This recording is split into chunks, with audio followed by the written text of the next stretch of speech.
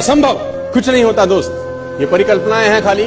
और मैं आज तो आपको बहुत ईमानदारी से और 12 साल के तजुर्बे का निचोड़ निकाल के बता सकता हूं कि इस दुनिया में असंभव नाम का कोई शब्द होता ही नहीं है। इंसान कभी भी चंद्रमा पर नहीं पहुंच सकता, पृथ्वी विज्ञान की अधिकतम सीमा है। डॉक्टर ली दी फॉरेस्ट मशहूर वैज्ञानिक हुए, बहुत बड़े साइंटिस्ट हुए। एक स्टेटमेंट इन्होंने पास किया 1955 के अंदर, 1955 he passed a statement कि इंसान कभी भी चंद्रमा पर नहीं पहुंच पाएगा। It is impossible for a human being to cross Indian globe, earth globe. और पृथ्वी विज्ञान की अधिकतम सीमा है, लेकिन किसी बहरे ने इस बात को सुना नहीं। और पहुंच गया एक आदमी अपना बस्ता उठा के, जिसका नाम था in 1969। और उसके बाद तो स्पेस जर्नी ऐसी हो गई जैसे आप और मैं अभी पतिया और बैंकॉक चले जाते हैं। लॉर्ड केल्विन बहुत बड़े साइंटिस्ट हुए, उनका स्टेटमेंट आया कि सिर्फ पक्षी उड़ान भर सकते हैं, हवा से भारी मशीन का उड़ान भरना असंभव है। इट इज इम्पॉसिबल कि हवा से कुछ भी भारा हो और वो उड़ सके, क्योंकि ग्रेविटी उसको गिरा देगा। लेकिन तमाचा मारा इन लोगों ने, तमाचा मारा और लिख के दिया कि हमने साइकिल के स्पेयर पार्ट से इंसानों को पक्षी बना दिया। साइकिल के स्पेयर पार्ट से इंसानों को पक्षी बना दिया। 16 साल लगे राइट ब्रदर्स को जहाज का निर्माण करने में, लेकिन इन लोगों ने उसकी बात नहीं सुनी कि जो कहते थे कि वायु का सिद्धांत तुम्हारे विपरीत है। ये बात भंवरे को कही जाती थी कि भंवरा वायु के सिद्धांत के कारण कभी जीवन मोड़ नहीं सकता, क्योंकि उसके पंख उसके शरीर से हल्के रहते हैं। लेकिन भंवरा साला किसी स्कूल में गया नहीं आज तक। माई doctor told me I will never walk again. मेरे डॉक्टर ने मुझे कहा कि तुम कभी चल नहीं सकोगी। My doctor told me you will never walk again.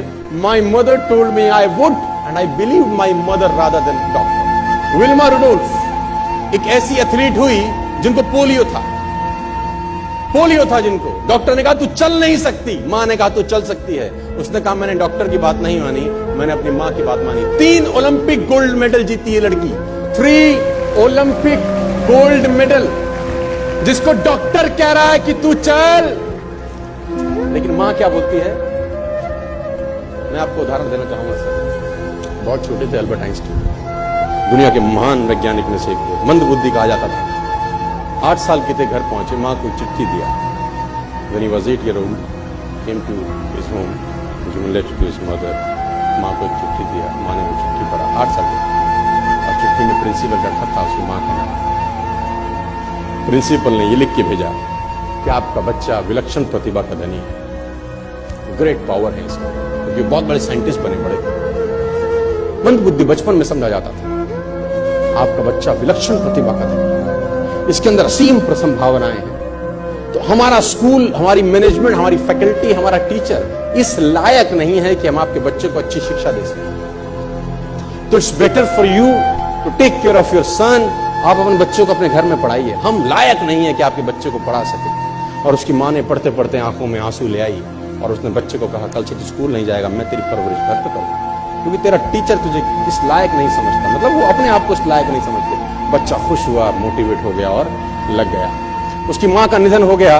वो अल्बर्ट आइंस्टीन बहुत बड़े साइंटिस्ट हो गए। अल्बर्ट आइंस्टीन जब बहुत बड़े साइंटिस्ट हुए तो मकान शिफ्ट कर रहे थे और जीवन का सच्ची घटना वो अपनी ऑटोबायोग्राफी में लिखते हैं कि जब मैं मकान शिफ्ट कर रहा था तो एक ड्रॉस के अंदर मुझे व्हाइट कलर का पेपर फोल्डेड अवस्था में मिला।